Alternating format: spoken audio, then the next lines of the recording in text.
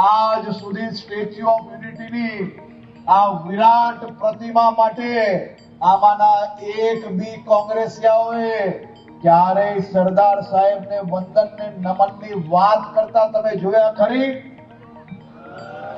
આ બધાનો હિસાબ કરવાનો છે ભાઈ. સરદાર પટેલની 150મી જન્મ જયંતિના નિમિત્તે ગાંધીનગરમાં યાત્રાની શરૂઆત થઈ. 2 દિવસની યાત્રા છે.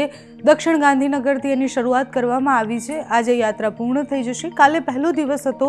હર્ષ સંઘવીથી લઈને અલ્પેશ ઠાકોરથી લઈને બીજા જેટલા પણ નેતાઓ છે વિસ્તારના, એ બધા જ ભેગા થયા હતા, યાત્રામાં જોડાયા હતા. યાત્રાની શરૂઆત સમયે જ્યારે ભાષણ આપવાનો સમય હતો, મંચ ઉપર હર્ષ સંઘવી હતા. નાયબ મુખ્યમંત્રી તરીકે પદ લીધા પછી જ્યારે એ ભાષણ આપી રહ્યા હતા ત્યારે એમણે કોંગ્રેસ પર પ્રહાર કર્યા છે. કોંગ્રેસ પર પ્રહાર કરતા એમણે કોંગ્રેસને કોંગ્રેસિયા કહ્યા છે અને કહ્યું કે સરદાર વલ્લભભાઈ પટેલ વિશે કશું જ જાણતા નથી. આટલા બધા સમયથી સરદાર વલ્લભભાઈ પટેલની આટલી મોટી મૂર્તિ, પ્રતિમા, એ સ્ટેચ્યુ ઓફ યુનિટી બનાવવામાં આવ્યું, આજ સુધી કોઈ નેતા ત્યાં ગયા પણ નથી. પણ સરદાર વલ્લભભાઈ પટેલને અત્યારથી તકલીફ અંગ્રેજોથી ન હતી, વર્ષો પહેલાંથી જ અંગ્રેજોથી તે તકલીફ હતી, એ અત્યારે પણ ચાલી જ આવે છે. સરદાર વલ્લભભાઈ પટેલને હેરાન કરવામાં ન માત્ર અંગ્રેજો જ પણ એમને સાથ આપનાર લોકો પણ હતા. એ કોંગ્રેસિયા હતા એવું એમનું કહેવું હતું. મંચ પરથી એ કોંગ્રેસ પર પ્રહાર કરતાં કરતાં સરદાર વલ્લભભાઈ પટેલની વાત કરી કે છેલ્લા કેટલાય સમયથી આપણે એમને ભૂલતા જઈ રહ્યા છીએ. આપણે ચોપડી ખોલીને વાંચીએ તો આપણને ખબર પડે કે સરદાર વલ્લભભાઈ પટેલે શું કર્યું છે.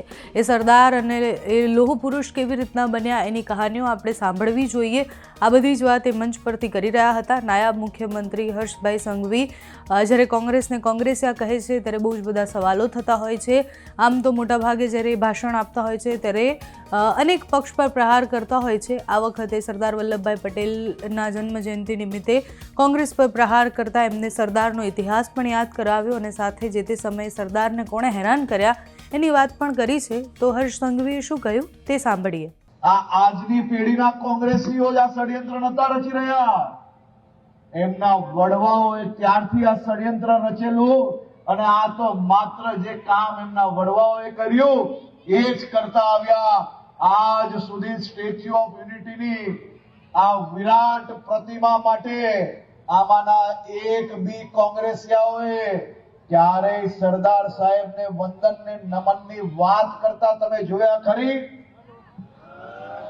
આ બધાનો હિસાબ કરવાનો છે ભાઈ. અને હિસાબ એવો કરવાનો છે જેને આ દેશનો ઇતિહાસ ભૂલાવવાનો પ્રયાસ કર્યો છે ને એનો હિસાબ કરવાનો છે.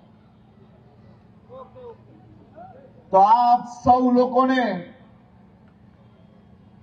આજે આ સરદાર સાહેબની 150મી જન્મ જયંતિ નિમિત્તની પદયાત્રામાં આપ આવ્યા તો છો, પણ યુટ્યુબમાં ગીતો જોતા જોતા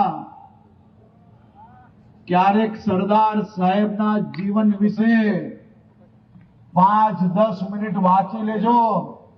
તમને બધાને ભારતીય હોવાનો અને ગુજરાતી હોવાનું ગૌરવ થશે સાહેબ.